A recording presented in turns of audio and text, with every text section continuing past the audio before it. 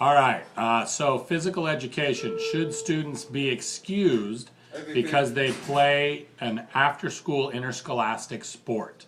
There are two sides to the argument.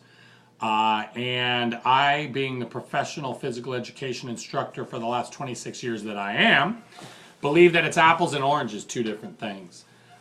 Just because you are on the boys' golf team doesn't mean you should get out of playing, participating in physical education. The same goes for a three-sport athlete. Say, a guy like Malafi or Oliver over here, somebody who's in cardio sport for all 3 seasons. It's not the same thing. We do things here at Redwood High School that you can't get anywhere else. Red Cross first aid certification in CPR and AED, first aid as well. Water safety, self-defense, comprehensive nutrition unit, just to name a few. Dance, we can go on and on about the units we do that you can't get by playing a sport at Redwood High School.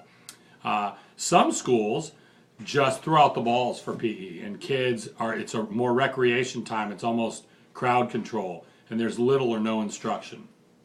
That's a different situation. At Novato High School, kids are allowed to miss sophomore PE if they play 2 sports. Well, at Novato High School, they don't have a very deep, calm program in physical education. They don't have a lot to offer in terms of educating the students outside of, here's a ball, go play a sport game. So my argument would be that there's a lot we do in physical education that you can't get anywhere else.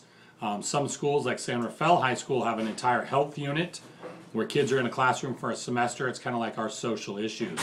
So kids at San Rafael High School have a whole semester where they do an adventure room. They have an entire ropes room where kids are learning rock climbing and ropes course and team building, those kinds of skills. We don't do that here at Redwood. That's a great unit. You can't get that playing a sport. So I would say it depends primarily on the program. And here in the TAM district, we have such an outstanding, it's state recognized physical education program that it really is apples and oranges, different from playing a sport at Redwood.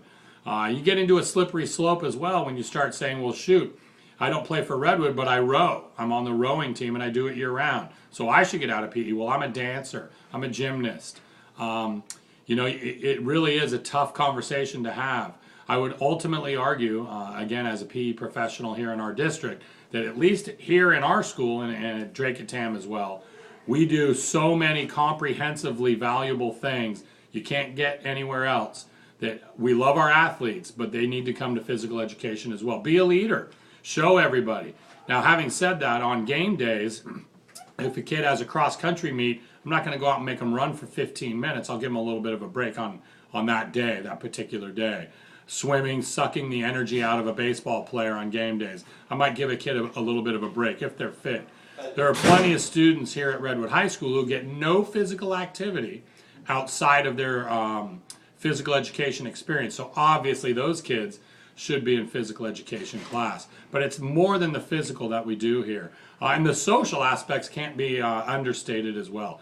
I think socially being in physical education as an athlete, and sometimes I got to be honest, the athletes are the hardest students I have to deal with because they think, well, I'm fit and I do stuff after school and I'm just going to hang out and be a little bit lazy today. Well, guess what? You're on the track team and it's September. Don't give me that crapola. Get your butt moving. So I got lots of arguments for why student athletes should be required 4 semesters of physical education, certainly here in our district especially. Malafi, good luck on your paper. Thanks a lot.